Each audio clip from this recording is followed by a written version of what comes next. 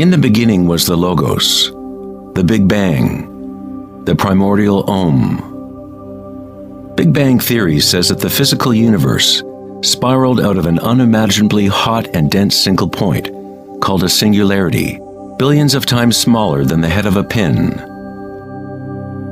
It does not say why or how. The more mysterious something is, the more we take for granted that we understand it.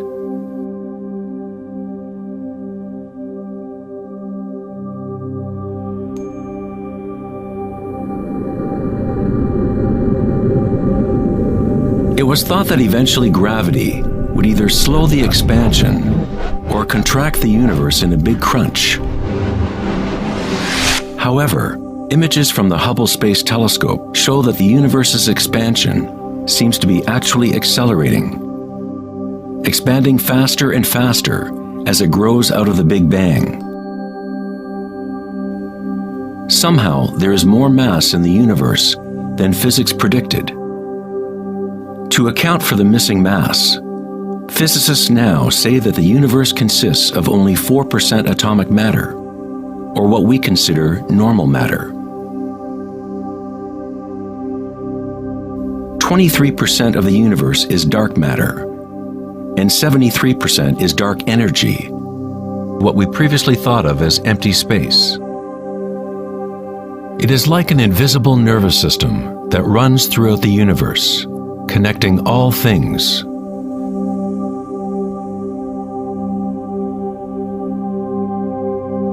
The ancient Vedic teachers taught Nada Brahma, the universe is vibration. The vibratory field is at the root of all true spiritual experience and scientific investigation. It is the same field of energy that saints, Buddhas, yogis, mystics, priests, shamans, and seers have observed by looking within themselves.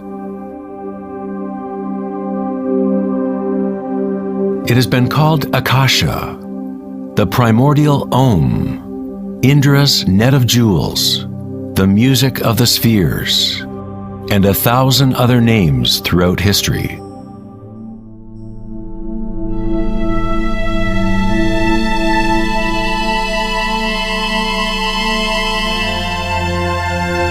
It is the common root of all religions.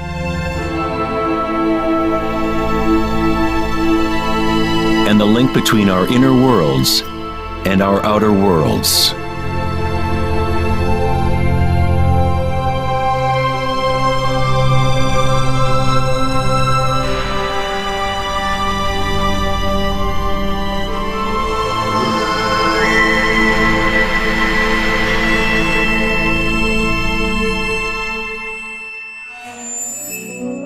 In Mahayana Buddhism in the 3rd century, they described a cosmology not unlike the most advanced physics of modern day. Indra's net of jewels is a metaphor used to describe a much older Vedic teaching, which illustrates the way the fabric of the universe is woven together. Indra, the king of the gods, gave birth to the sun and moves the winds and the waters. Imagine a spider web that extends into all dimensions. The web is made up of dewdrops, and every drop contains the reflection of all the other water drops.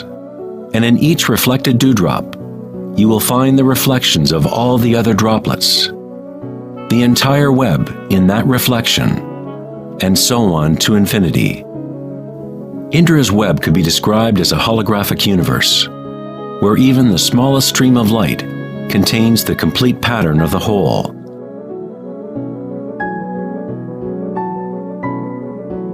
The Serbian-American scientist Nikola Tesla is sometimes referred to as the man who invented the 20th century. Tesla was responsible for discovering alternating current electricity and many other creations that are now part of everyday life. Because of his interest in the ancient Vedic traditions, Tesla was in a unique position to understand science through both an Eastern and Western model. Like all great scientists, Tesla looked deeply into the mysteries of the outer world, but he also looked deeply within himself. Like the ancient yogis, Tesla used the term Akasha to describe the etheric field that extends throughout all things. Tesla studied with Swami Vivekananda, a yogi who brought the ancient teachings of India to the West. In the Vedic teachings, Akasha is space itself, the space that the other elements fill, which exists simultaneously with vibration. The two are inseparable. Akasha is yin to prana's yang.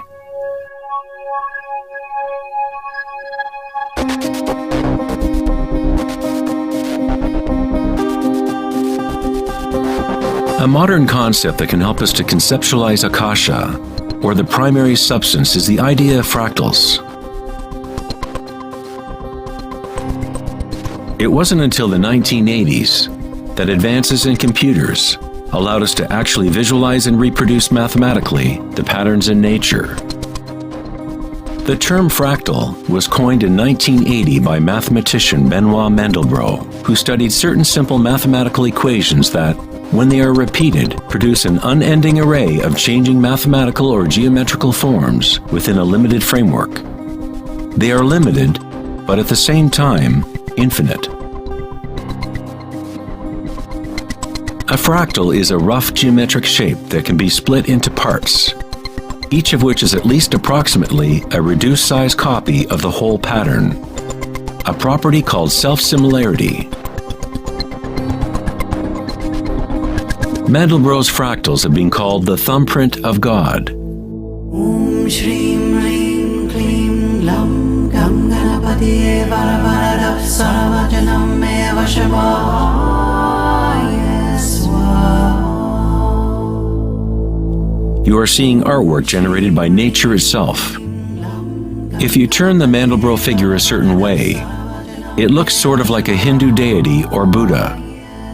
This figure is being termed the Buddha-bro figure. Om Shrim Hrim Klim Lam Gam Ganapatiye Varavarada Saravajanam Eva Shavaya Swaha.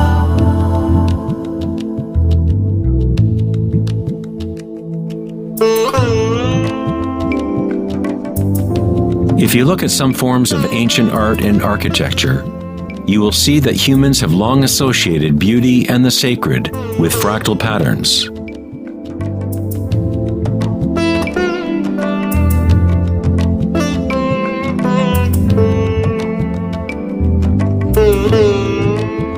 Infinitely complex, yet every part contains the seed to recreate the whole. Fractals have changed mathematicians' views of the universe and how it operates. With each new level of magnification, there are differences from the original.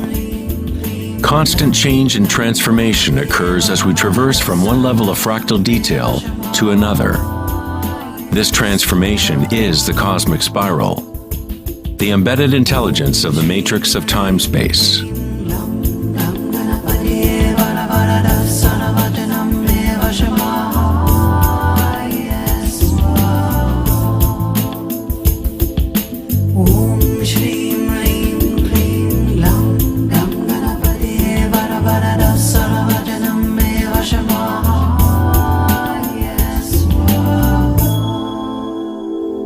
Fractals are inherently chaotic, full of noise and order. When our minds recognize or define a pattern, we focus on it, as if it is a thing. We try to find the patterns we see as beautiful, but in order to hold the pattern in our minds, we must push away the rest of the fractal.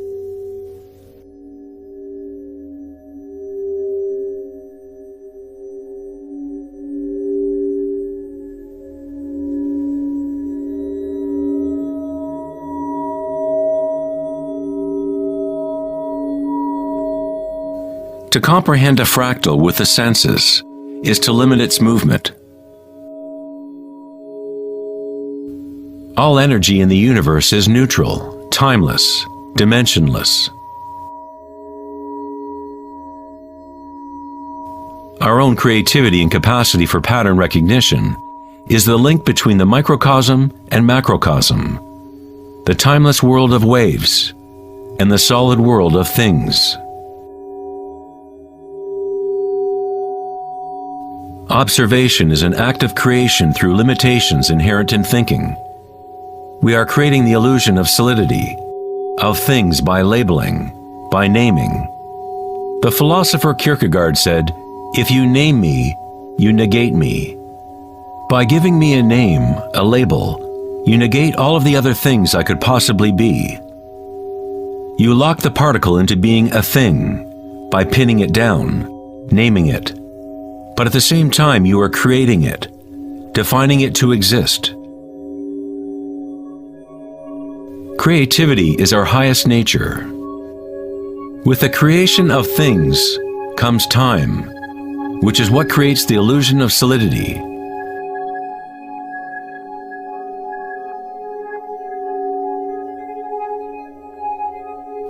Einstein was the first scientist to realize that what we think of as empty space is not nothing. It has properties. And intrinsic to the nature of space is nearly unfathomable amounts of energy. The renowned physicist Richard Feynman once said, "There is enough energy in a single cubic meter of space to boil all the oceans in the world." Advanced meditators know that in the stillness lies the greatest power. The Buddha had yet another term for the primary substance, what he termed kalpas, which are like tiny particles or wavelets that are arising and passing away trillions of times per second.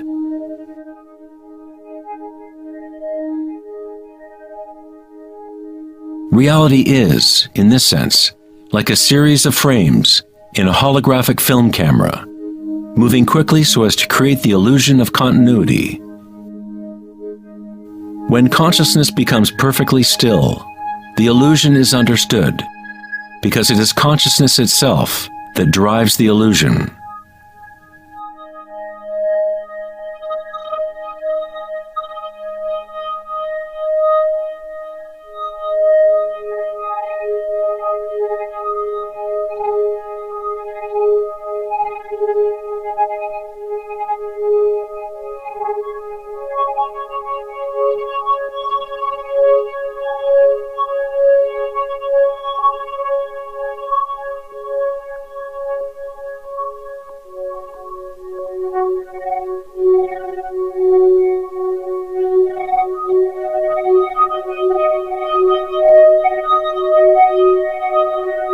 In the ancient traditions of the East, it has been understood for thousands of years that all is vibration. Nada Brahma, the universe is sound.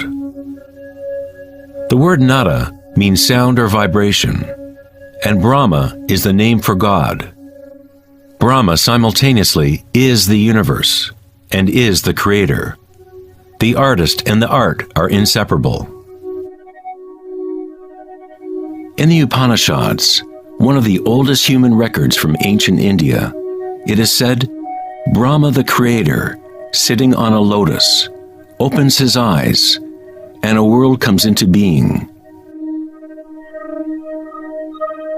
Brahma closes his eyes, and a world goes out of being. Ancient mystics, yogis, and seers have maintained that there is a field at the root level of consciousness. The Akashic Field, or the Akashic Records, where all information, all experience, past, present, and future, exists now and always. It is this field or matrix from which all things arise, from subatomic particles to galaxies, stars, planets, and all life.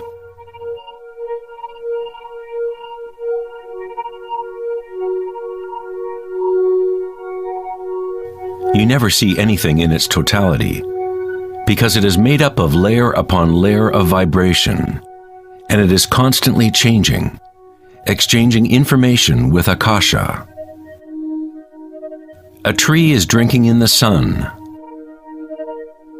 the air, the rain, the earth. a world of energy moves in and out of this thing we call a tree. When the thinking mind is still, then you see reality as it is, all aspects together. The tree and the sky and the earth, the rain and the stars are not separate. Life and death, self and other, are not separate, just as the mountain and the valley are inseparable. In the Native American and other indigenous traditions, it is said that everything has spirit, which is simply another way of saying everything is connected to the one vibratory source. There is one consciousness, one field, one force that moves through all. This field is not happening around you, it is happening through you, and happening as you. You are the you in universe. You are the eyes through which creation sees itself. When you wake from a dream, you realize that everything in the dream was you. You were creating it. So-called real life is no different. Everyone, everything is you. The one consciousness looking out of every eye. Under every rock.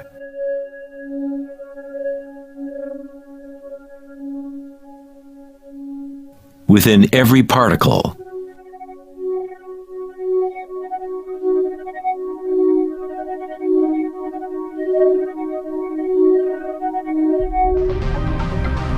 International researchers at CERN, the European Laboratory for Particle Physics, are searching for this field that extends throughout all things. But instead of looking within, they look to the outer physical world. Researchers at the CERN laboratory in Geneva, Switzerland, announced that they had found the Higgs Boson, or the God particle. The Higgs Boson experiments prove scientifically that an invisible energy field fills the vacuum of space. CERN's Large Hadron Collider consists of a ring 17 miles in circumference, in which two beams of particles race in opposite directions, converging and smashing together at nearly the speed of light. Scientists observe what comes out of the violent collisions. The standard model cannot account for how particles get their mass. Everything appears to be made of vibration, but there is no thing being vibrated. It is as if there has been an invisible dancer, a shadow, dancing hidden in the ballet of the universe. All the other dancers have always danced around this hidden dancer. We have observed the choreography of the dance, but until now we could not see that dancer.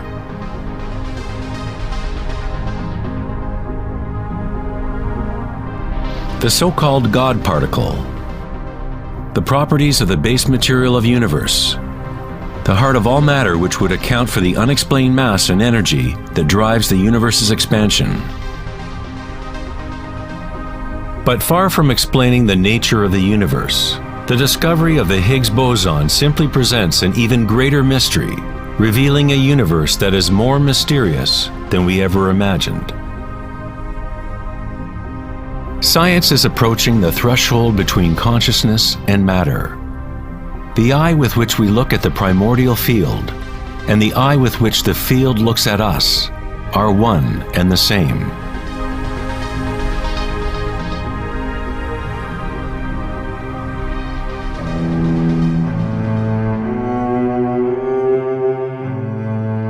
The German writer and luminary Wolfgang von Goethe said, "The wave is the primordial phenomenon which gave rise to the world." Cymatics is the study of visible sound. The word cymatics comes from the Greek root cyma, which means wave or vibration.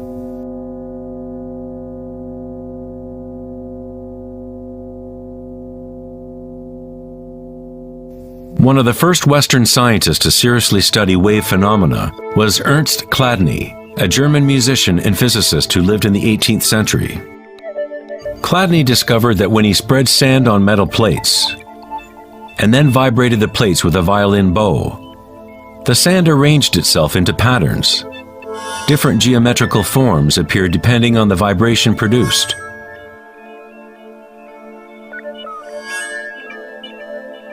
Chladni recorded an entire catalog of these shapes, and they are referred to as Chladni figures.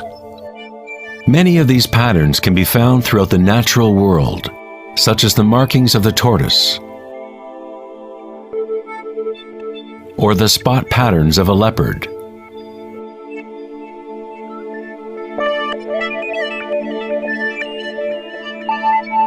Studying Chladni patterns or cymatic patterns is one secret way in which high-end guitar, violin, and other instrument makers determine the sound qualities of the instruments they make.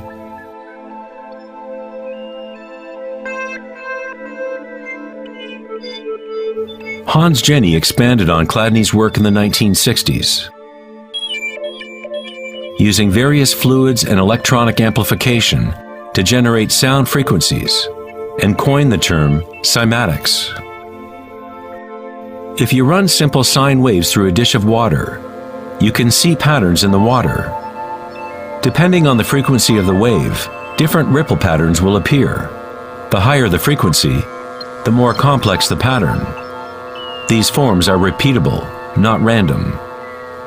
The more you observe, the more you start to see how vibration arranges matter into complex forms from simple repeating waves.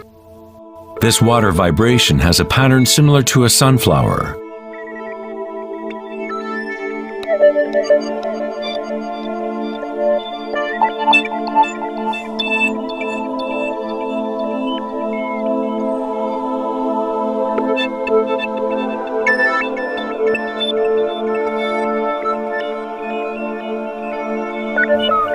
Simply by changing the sound frequency, we get a different pattern.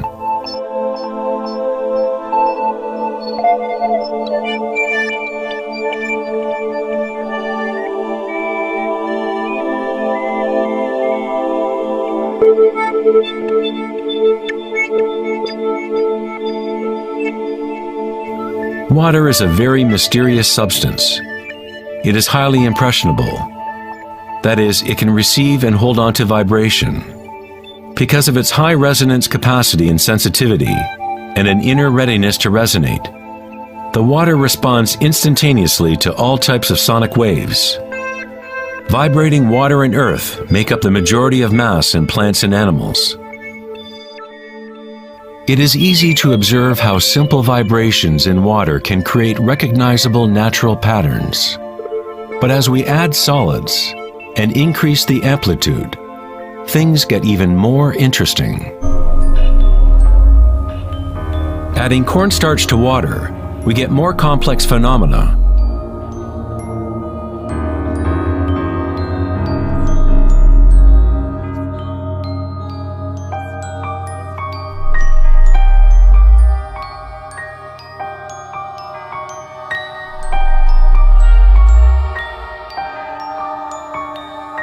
Perhaps the principles of life itself can be observed as vibrations move the cornstarch blob into what appears to be a moving organism.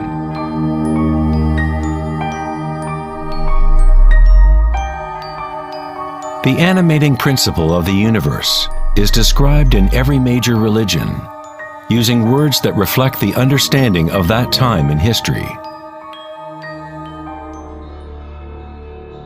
In the language of the Incas, the largest empire in pre-Columbian America, the word for human body is Alpa Kamasca, which means literally, animated earth. In Kabbalah, or Jewish mysticism, they talk about the divine name of God, the name that cannot be spoken. It cannot be spoken because it is a vibration that is everywhere. It is all words, all matter. Everything is the sacred word. The tetrahedron is the simplest shape that can exist in 3 dimensions. Something must have at least 4 points to have physical reality. The triangle structure is nature's only self-stabilizing pattern. In the Old Testament, the word Tetragrammaton was often used to represent a certain manifestation of God.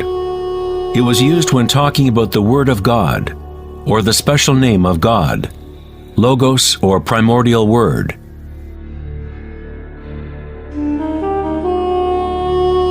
The ancient civilizations knew that at the root structure of the universe was the tetrahedral shape.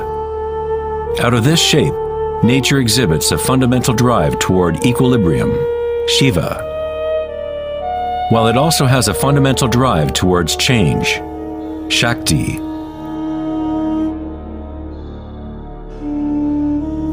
In the Bible, the Gospel of John usually reads, "In the beginning was the Word," but in the original text, the term used was logos.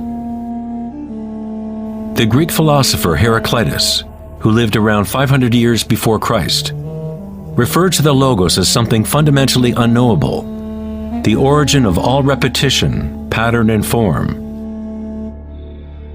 The Stoic philosophers who followed the teachings of Heraclitus identified the term with the divine animating principle pervading the universe.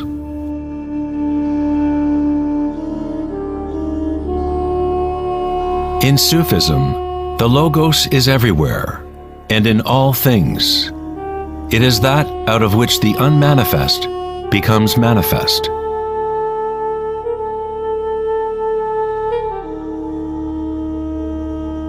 In the Hindu tradition, Shiva Nataraja literally means Lord of the Dance.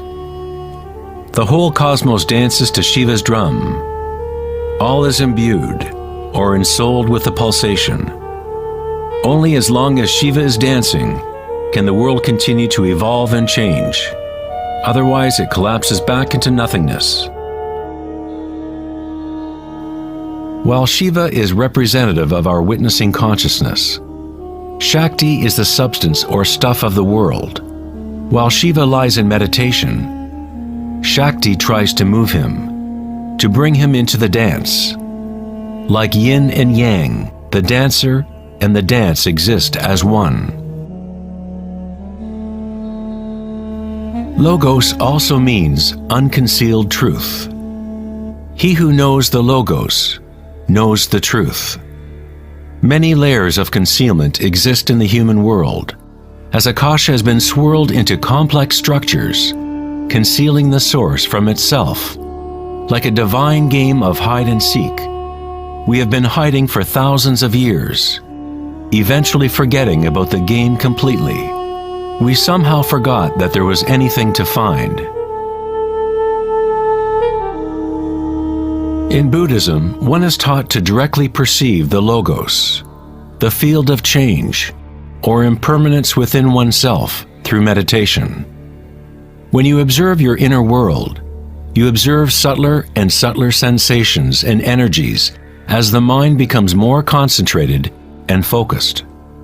Through the direct realization of anicca, or impermanence at the root level of sensation, one becomes free of attachment to transient external forms. Once we realize there is one vibratory field that is the common root of all religions, how can we say, my religion?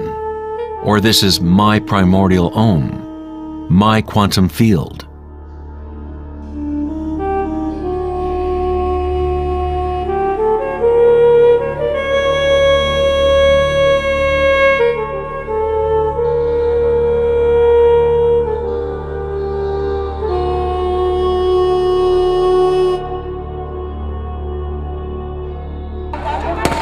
The true crisis in our world is not social, political, or economic. Our crisis is a crisis of consciousness, an inability to directly experience our true nature, an inability to recognize this nature in everyone and in all things.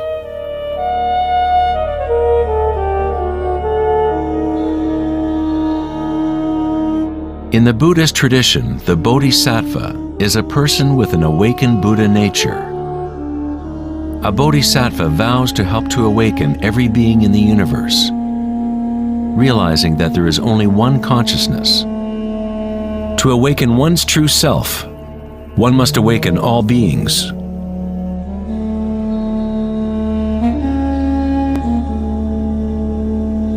There are innumerable sentient beings in the universe. I vow to help them all to awaken. My imperfections are inexhaustible. I vow to overcome them all.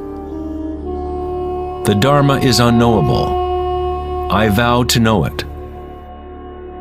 The way of awakening is unattainable. I vow to attain it.